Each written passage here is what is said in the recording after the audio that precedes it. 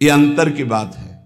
हमारे कर्म के अनुसार दुख आया है तो हमें यह स्वीकृति नहीं कि इस व्यक्ति ने दुख दिया है। अगर ये व्यक्ति ना हो तो मैं कभी दुखी हूं ना, ऐसी भावना कभी मत बनाना कि अगर सामने कमरे वाला हट जाए ना तो मैं बड़ा सुखी हो जाऊं, वो अमक नष्ट हो जाए ना तो मैं सुखी हो जाऊं। कभी नहीं। तुम्हें कोई दुख नहीं दे रहा, पक्का समझ लीजिए। तुमने जो बीज बोया है कर्म का, वो ही तुम्हें दुख दे रहा है, पक्का समझ लीजिए। यहां कोई दुख देने वाला नहीं है। ना दुखम, एक तो ये। दूसरा, हमारे कर्म के कई रूप होते हैं। एक होता है व्यक्ति के ऊपर बैठकर कर्म दंड दिलाता है, और एक होता है घटना बनता है, और एक होता है रोग बनता है। शरीर में विविध प्रकार की आदि व्याधियां, तो हमको विचलित नहीं होना है। यदि आप भक्त हैं, उपासक हैं, आध्यात्मिक मार्ग के पथिक हैं, तो धैर्य रखिए। नाम जप से बहुत बड़ा बल मिलता है। सत्संग से हमारे अंदर विवेक जागृत होता है, सहने की सामर्थ्य आती है।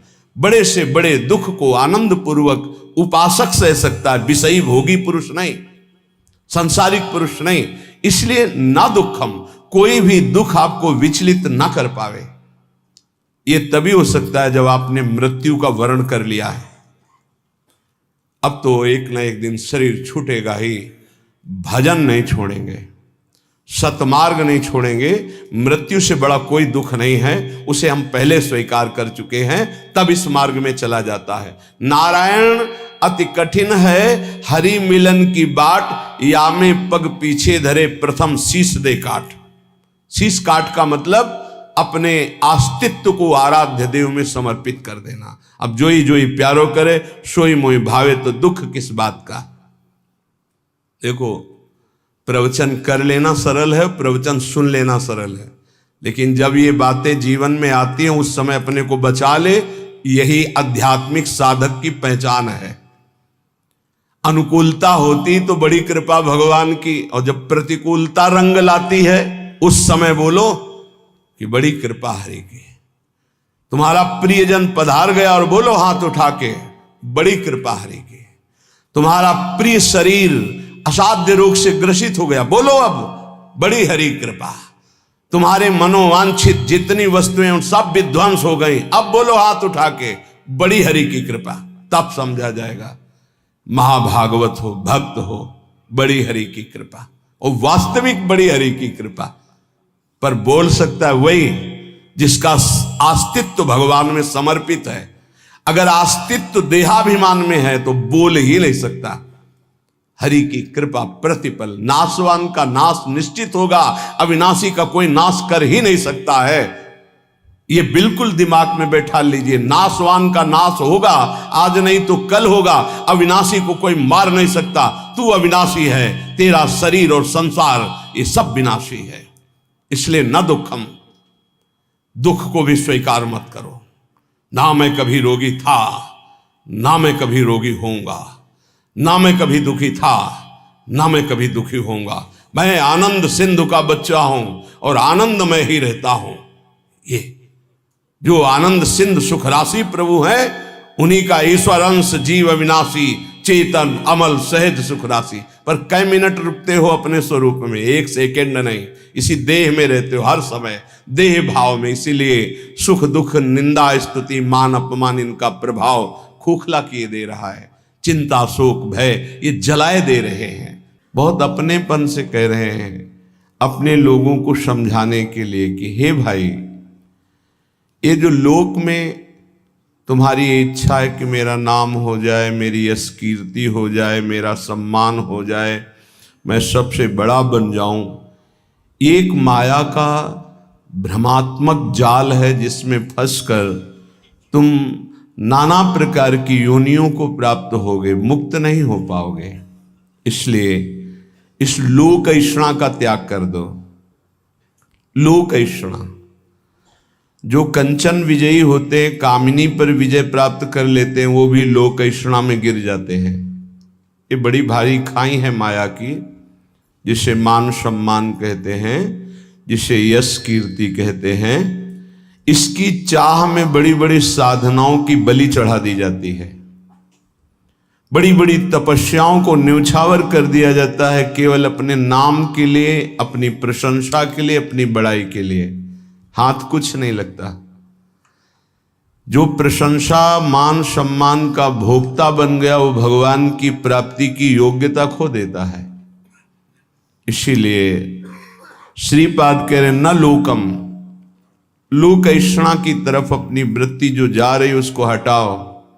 ये सबके अंदर होती है। कुछ तो ऐसा करूं जिससे लोग हमें जाने। भगवान को तो जानना नहीं चाहते, तुम्हें क्या जान लेंगे।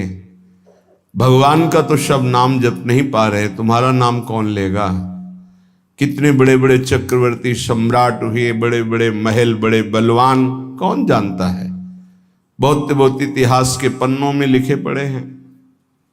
ये होश में हम विवेक के द्वारा ऐसा साधन करें, ऐसे मार्ग में चलें कि भगवान को प्राप्त हो जाएं। ये जीवन का परम लाभ है। न लोकम, हमें लोक के मान सम्मान, यश कीर्ति प्रतिष्ठा आदि की भी चाह नहीं करनी चाहिए। अगर भगवान को सम्मान देना ही है ना, यश कीर्ति देनी है ना, तो ऐसा प्रदान करेंगे कि आपकी भगवत प्राप्ति भी नहीं रुकेगी और बिस्तरे सब जग विमल कीरति साधु संगति ना टरे। खास बात रहेगी, आपके जीवन में भारी यश का विस्तार होगा पर साधु संगति मिलती रहेगी, इसलिए अभिमान नहीं हो पाएगा। वो मान सम्मान आपके तप का नाश नहीं कर पाएगा। यदि भगवान को नाम करवाना है, यश करवाना है, सम्मान दिलवाना है, ये उनका विषय है। अपने तो दैन्य रहे, अपने तो सम्मानम कल्याति घोर गरलम नीचापमानम शुधा, सम्मान को विष समझे और नीच पुरुषों द्वारा किए हुए अपमान को अमृत समझे, तब राधा माधव में प्रीति होती है। क्योंकि देहाभिमान ही प्रीति में बाधक है। जब हमारा सम्मान होता है तो देहाभिमान पुष्ट होता है, और जब अपमान होता है तो भगवान की शरणागति पुष्ट होती है। ये सिद्धांत है, ये बाहरी बहिर्मुख पुरुष नहीं समझ पाएंगे। कोई हमारा अपमान करे तो हमें लाभ मिलेगा, छाती जलती है, उसको तो दंड देना चाहिए जो अपमान करे, ये अज्ञान है। ये परमार्थ का मार्ग नहीं है। आप जहां बैठे हैं, जो सुन रहे हैं, ये शुद्ध अध्यात्म है, भगवत मार्ग है। इसलिए न लोकम, लोक की भी मान बढ़ाई यश कीर्ति की चाह ना करे तो राधा माधव के चरणारविंद की तरफ उसकी मन और बुद्धि की गति होने लगेगी। या ऐसा समझ लीजिए कि मन और बुद्धि में राधा माधव आकर विराजमान हो जाएंगे। आप विचार कीजिए, जिन्होंने अपने एक संकल्प मात्र से अनंत ब्रह्मांडों की रचना कर दी, वो मायाधिपति, ऐश्वर्य, समग्र वैभव, ज्ञान समुद्र, वैराग्य समुद्र, प्रेम समुद्र भगवान हमें मिल जाएंगे, फिर हमारे लिए दुर्लभ क्या रह गया। ये अनंत ब्रह्मांड तो उनकी एक संकल्प वृत्ति मात्र से प्रकट हो, ऐसे भगवान हमारे हो जाएंगे तो हमारे पास कमी क्या रहेगी। जाके रामधनी वाके कौन कमी। जब प्रभु हमारे हो गए तो फिर कुछ पाना बाकी नहीं रहता, सब कुछ मिल गया। अभी अल्प बुद्धि होने के कारण ऐसा लगता है हमें इस भोग की आवश्यकता है। अगर लक्ष्मीपति भगवान स्वयं मिल जाए तो आवश्यकता ही खत्म हो जाएगी। स्थिति आ जाती सकल कामनाहीन जे राम भगति रस लीन, कोई कामना ही नहीं रह जाती। आप कामनाओं में सुख ढूंढ रहे हैं और जबकि कामनाओं में सुख की आकांक्षा करके कर्म करते हुए दुख भोग रहे हैं, इसका मतलब सही मार्ग नहीं है। निष्कामता में जो परम सुख है वो केवल अध्यात्म मार्ग का पथिक ही समझ पाता है। संसार मार्ग का पथिक तो सकामता में ही भटकता रहता है। आगे कह रहे न धर्मम, जो धर्म देह से संबंध रखता है, लोक से संबंध रखता है, उसका जब हम पूर्णतया पालन करते हैं तो परम धर्म की प्राप्ति होती है। परम धर्म त्यज लोक धर्मान, लोक धर्मों का त्याग करने पर परम धर्म की पूर्ति होती है। सावई पुंसाम परो धर्मो यतो भक्ति अधोक्षजे। भगवान श्री हरि में प्रेम लक्षणा भक्ति हो जाना ये परम धर्म है, और लोक धर्म का ठीक निर्वाह करने का फल है परम धर्म, प्रभु के चरणों में भक्ति हो जाना। नहीं तो आपसे सच्ची कहते हैं, ये देहाभिमान बड़े बड़ों में झलकता रहता है। मैं अमुक, मैं अमुक, मैं अमुक, मैं अमुक, दूसरे की निंदा, अपने मुख से प्रशंसा, जो अध्यात्म के बिल्कुल विरुद्ध है, वो बना रहता है। बड़ा ज्ञान है शास्त्रों का, पर जब वाणी खुलेगी तो किसी न किसी की निंदा होते पाया गया है। वो तो अमुक जाति के थे, वो अमुक अमुक ऐसे ऐसे। अरे जो सत्य वस्तु है उसको क्यों नहीं जाना जा रहा? एक ही सच्चिदानंद भगवान अपने स्वरूप का विस्तार किए हुए हैं, वही है, दूसरा कोई नहीं है। मत्ता परतरम नान्यत किंचिदस्ति धनंजय।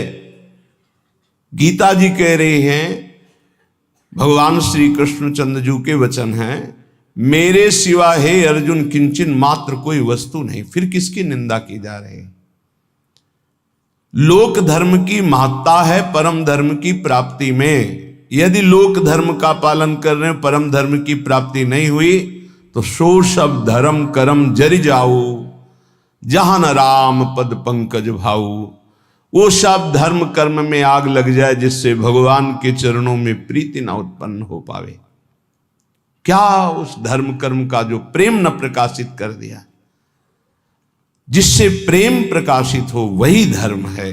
इसलिए कह रहे कि इस लोक धर्म में ज्यादा अर्झो मत। क्या लोक धर्म है? मैं अमुक जाति का हूं, मैं किसी का पति हूं, किसी का पुत्र हूं, किसी का पिता हूं, किसी का अमुक अमुक अमुक। ठीक है, इन धर्म का पालन करो भगवत भाव से और भागवत धर्म में स्थित हो जाओ, यही इसकी मानता है। अगर केवल इतना ही करते रहे, प्रभु के चरणों में प्रीति नहीं, तो विश्वास कीजिए आपके हाथ में जो सत्य वस्तु प्राप्त करने के लिए मानव देह लगी थी, कुछ नहीं लगेगा। ये बहुत बार पति पुत्र परिवार ये सब खेल लाखों करोड़ों बार हो चुके हैं। हाथ आज क्या लगा है आपके? फिर वही नई सृष्टि, नया पढ़ाई, नई नौकरी, नई बैंक बैलेंस, फिर मरो फिर नया वही। कब तक चलता रहेगा? इसलिए न धर्मम, हम ऐसे धर्म को बराबर जीवन में पालन करें जिससे परम धर्म प्रकट हो। वो धर्म किस काम का जो परम धर्म से वंचित कर दे।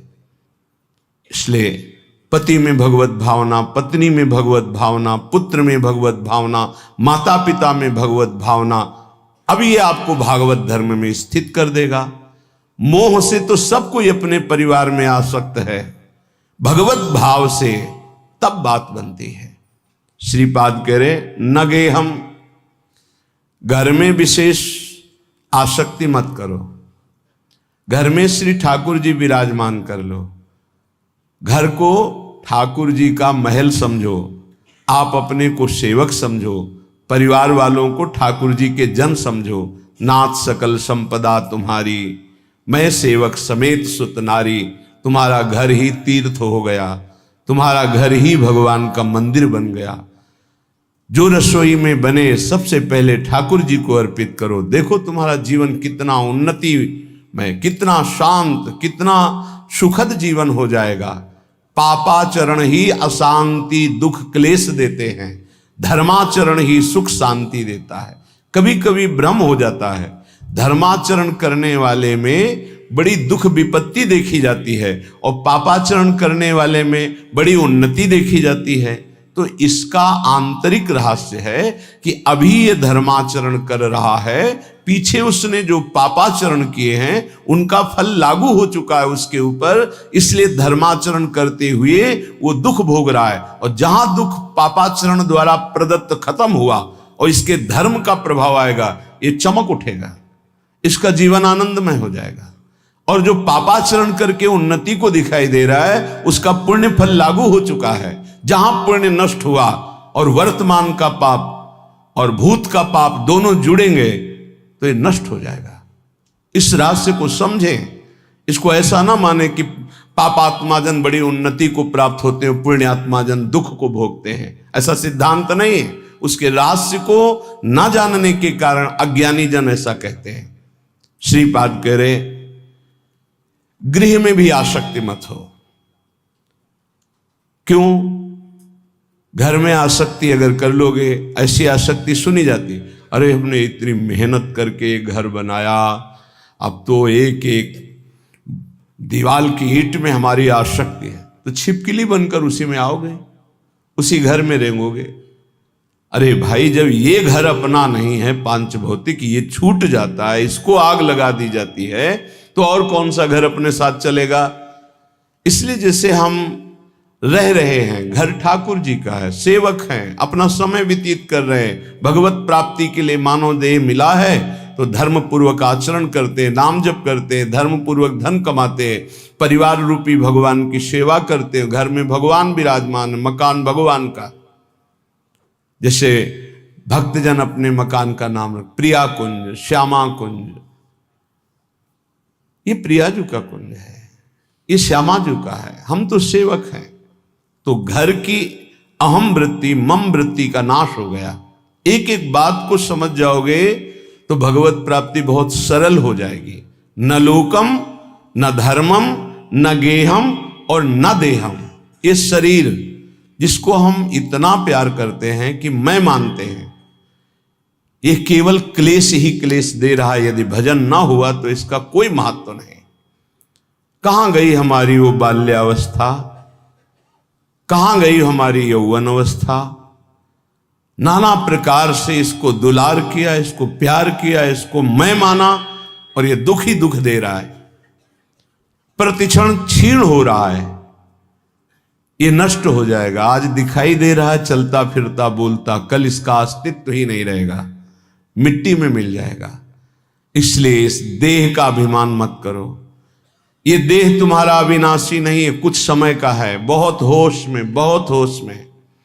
इससे पाप मत करो, किसी को दुख मत दो, मनमानी आचरण मत करो, शरीर पोषण के लिए अन्य जीवों की हत्या करके मांस मत खाओ, प्रमाद स्थिति पागलपन बढ़ाने के लिए शराब मत पियो। ये वो बुद्धि भ्रष्ट कर देती है जो नरक ले जाती है। पराई माता बहनों की तरफ गंदी दृष्टि, पापात्मा का भाव मत करो। ये मनुष्य देह केवल पवित्र आचरण करके, धर्माचरण करके भगवत प्राप्ति के लिए मिला है सबको। इसमें ऐसा नहीं कि अमुक प्राप्ति नहीं कर सकता, नहीं। कोई भी हो, पुरुष हो, स्त्री हो, बालक हो, बूढ़ा हो, कोई भी वर्ण का हो, कहीं का भी हो, कैसा भी हो, सबको चांस है भगवत प्राप्ति का। मानव देह मात्र को अधिकार है भगवत प्राप्ति करने का, क्योंकि अन्य योनियों में विवेक नहीं होता, इसलिए वो उपदेश धारण नहीं कर सकते, वो भजन साधन नहीं कर सकते। हाँ, भगवत कृपा से यदि संयोग बन जाए तो अन्य योनियों में भी कल्याण हो जाता है। जैसे कोई बहुत बड़े भागवत के घर का कुत्ता ही सही, वो दरवाजे पे बैठा, खूब नाम कीर्तन हो रहा है, ठाकुर जी का भोग लगा, आरती हुई, उसको भी प्रसाद मिल रहा है, वो नाम कीर्तन, उसका कल्याण हो जाएगा। भगत के घर के पशु पक्षियों का भी कल्याण हो जाता है। ऐसा कहीं बिरला ही संयोग बैठता है, नहीं तो मानव देह में ही भगवत प्राप्ति होती है। तो कह रहे हैं ये देह भगवत प्राप्ति के लिए इसका अभिमान करके गलत आचरणों में समय बर्बाद मत करो। जब आपके अंदर करने की शक्ति तो अच्छा करो, बोलने की शक्ति तो अच्छा बोलो, देखने की शक्ति तो अच्छा देखो। बुरा क्यों करते हो? बुरा का फल बुरा ही होगा। तो मानव देह बुराई मिटाने के लिए मिली, बुराई बढ़ाने के लिए नहीं मिली। बहुत अपने लोग अपनी महिमा को नहीं समझ पा रहे हैं, दूसरों से आशीर्वाद मांगते घूमते हैं। किसी का आशीर्वाद क्या करेगा यदि हम अपने आचरणों को ना सुधारें, हम अपने को प्रभु के भजन में ना लगाएं, हम शास्त्र आज्ञा से ना चलें, तो दूसरे का आशीर्वाद लागू ही नहीं होगा, लागू ही नहीं होगा। आप हमारी बात को पकड़िए। और यदि आप धर्म से चल रहे हैं, नाम जप कर रहे हैं, पवित्र जीवन है, तो किसी से आशीर्वाद मत मांगो, सबका आशीर्वाद मिल जाएगा। विश्वास कीजिए, सुर नर मुनि प्रसन्नता ऊपर, सोई विजयी विनयी गुण सागर, तास सूजस त्रैलोक उजागर। जितने सुर नर मुनि सब उस पर कृपा करेंगे जो धर्म से चलता है, जो भगवान नाम जप करता है। अगर धर्माचरण का त्याग कर दिया जाए, अपवित्र पापाचरण किया जाए, तो कोई नहीं बचा सकता। रावण ने किसकी आराधना नहीं की?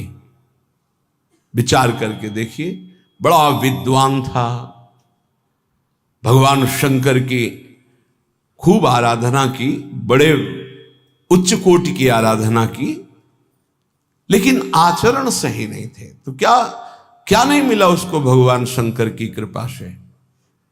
लेकिन सर्वस्व नाश हो गया, रहा न को कुल रोव निहारा, आचरणहीन हो गया, धर्म भ्रष्ट हो गया, मनमानी आचरण।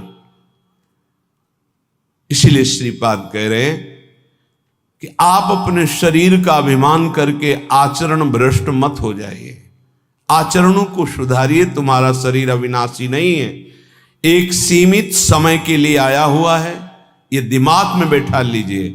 इसको जाना है, इसको छोड़ना है, शरीर को नष्ट होना है, आज नहीं तो कल। इसलिए ऐसे आचरण कर लो कि तुम्हारी उन्नति हो जाए, तुम दुर्गति से बच जाओ, तुम्हारा पुनः जन्म अन्य योनियों में ना होकर भगवान के धाम में दिव्य रूप से निरंतर अनंत काल तक के लिए सुख भोगो। श्रीपाद कह रहे, न निंदाम, किसी की निंदा मत करो, क्योंकि दूसरे की निंदा करने से उसके पाप अपने ऊपर आ जाते हैं। क्यों बेमतलब में पाप की पोटरी बांध रहे हो? पर निंदा के किए ते आवत नहीं कछु हाथ, मूर्ख पर्वत पाप को ले चल अपने साथ। दूसरे की निंदा करने से अपने को मिलता कुछ नहीं है, उसका पाप हमारे ऊपर आ जाता है। बेमतलब पाप की पोटरी, दुख का कारण आप बना रहे हैं। दूसरे की निंदा करने से आप उसको नीचा दिखा पाएंगे क्या? नहीं। अगर वो नीच है तो खुद नष्ट हो जाएगा, अपना उसका कर्म ही उसको नष्ट कर देगा। किसी को कोई नष्ट नहीं कर सकता, उसका कर्म नष्ट करता है। को ना काहू के सुख दुख कर दाता, निज कृत कर्म भोग सुन भ्राता। हे भाई, यहां कोई किसी को सुख दुख नहीं देता, अपना कर्म ही दूसरे की खोपड़ी में बैठकर जबरदस्ती हमारा अमंगल करवा देगा। हमारा कर्म, हम क्यों किसी की निंदा करके अपने पापों को बढ़ाएं? इसलिए ना निंदा, मना कर, किसी की भी निंदा मत करो। और कह रहे ना स्तुतिम, किसी की स्तुति भी मत करो, प्रशंसा। क्यों? क्योंकि किसी व्यक्ति के गुण से प्रभावित होना संसारिकता है। गुणमानी संसार, सेवकवाणी, गुणमानी संसार और सकल गुण प्रीत बिनु। अगर कोई बहुत अच्छा आचरण कर रहा है, भगवान की कृपा है, उसमें भगवान की शक्ति विराजमान, हम उसको नमस्कार करते हैं, व्यक्ति को नहीं। हम व्यक्ति की प्रशंसा नहीं करते, हम प्रभु की प्रशंसा करते हैं। प्रभु ने इसे योग्य बना दिया, बस। अगर किसी व्यक्ति से हम प्रभावित होते हैं तो प्रभु से प्रभावित होने वाला महत्व अंदर जो बैठना चाहिए कि सर्वलोक महेश्वर भगवान हमारे स्वामी हैं, यह हट जाएगा। हमें भगवत भाव की प्रशंसा करनी, ना कि किसी व्यक्ति के पद की, गुण की नहीं। सर्वलोक महेश्वर भगवान कृपा किए हैं, उसको ये सामर्थ्य दिए हैं, जितने अंश में सामर्थ्य दिए हैं उतना वो प्रभावशाली है। पर हम व्यक्ति की नहीं, हम भगवान की तरफ देखते हैं। भक्त का लक्षण होता है वो भगवान की तरफ देखता है, व्यक्ति की तरफ नहीं। तो हमारी कोई बहुत बड़ाई कर दे, भलाई कर दे, कोई वस्तु दे दे, कोई मनोनुकूल कार्य कर दे, तो हम श्री भगवान की तरफ देखते हैं, प्रियाजू की तरफ देखते हैं, उस व्यक्ति की तरफ नहीं देखते कि धन्यवाद आपने, ये संसारिकता है, आपने बहुत बड़ा काम कर दिया, धन्यवाद। नहीं, जय हो प्रियाजू की, इसको निमित्त बनाकर प्रियाजू ने कार्य करा। हमारी आसक्ति प्रियाजू में, किसी व्यक्ति में नहीं। जीवन में ये सिद्धांत समझ लीजिए, यदि व्यक्ति से आसक्त होंगे तो इष्ट का भरोसा छूट जाएगा। फायदा क्या हुआ? कोई भी कितना हित करे, कितना भी हमारा मंगल करे, हम धन्यवाद नहीं देंगे, हम जय बोलेंगे, हमारे प्रियालाल की जय हो, उन्होंने इसे निमित्त बनाकर कराया है, जय हो प्रियालाल। हम उस भगवत स्वरूप को प्रणाम करते हैं, व्यक्ति नहीं, गुण नहीं, ये प्रियालाल की कृपा।